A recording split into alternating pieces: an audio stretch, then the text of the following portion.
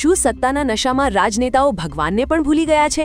ગુજરાતમાં ભગવાન પરશુરામ જન્મોત્સવના પવિત્ર બેનરો પર ભાજપે પોતાના રાજકીય બેનરો લગાવીને સનાતન ધર્મ અને સમસ્ત બ્રહ્મ સમાજનું ઘોર અપમાન કરીને અત્યંત નીચલી કક્ષાની રાજનીતિનું પ્રદર્શન કર્યું છે.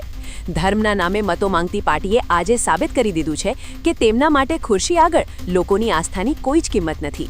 સૌથી મોટો અને કડવો સવાલ એ છે કે ભાજપમાં મોટા હોદ્દાઓ પર બેઠેલા બ્રાહ્મણ નેતાઓના મોઢા આજે કેમ સીવાઈ ગયા છે? શું સત્તાના મોહમાં તેઓ પોતાના જ આરાધ્ય દેવનું સન્માન ભૂલી ગયા છે? જય પરશુરામ, હર હર મહાદેવ.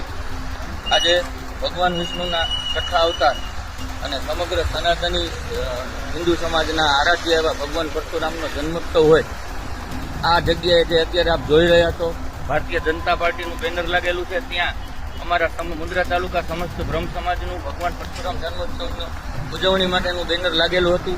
પણ આ કહેવાતી ભારતીય જનતા પાર્ટી કહેવાતી હિન્દુત્વની અને સનાતન પ્રેમીઓની જે પાર્ટી ગણે છે, આજ મારો આક્રોશ હું તમારી સમક્ષ વ્યક્ત કરું છું. હું જિજ્ઞેશ રાવલ, એક બ્રાહ્મણ છું અને બ્રાહ્મણ તરીકે આજ જ્યારે મારા હૃદયમાં વેદના ઉઠી છે ત્યારે આપની સમક્ષ કહેવા આવ્યો છું. આજના દિવસે જ્યારે ભગવાન પરશુરામનો જન્મોત્સવ છે ત્યારે આ સરકાર અને આ પાર્ટીએ પોતાના પ્રચાર માટે થઈ અને ભગવાન પરશુરામનું જે અપમાન કરેલ છે, ત્યારે હું સમગ્ર ગુજરાતના બ્રહ્મ સમાજને આહવાન કરું છું કે ભારતીય જનતા પાર્ટીનો ખુલ્લો વિરોધ કરો અને એમને બતાવો કે ભગવાન પરશુરામ કરતા તમે ક્યારેય ઉપર નથી. ભગવાન પરશુરામનું અપમાન બ્રહ્મ સમાજ આજે પણ સહન નહીં કરે અને કારે પણ સહન નહીં કરે.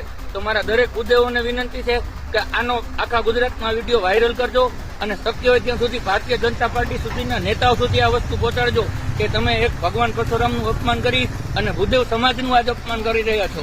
જય હિન્દ, જય ભારત.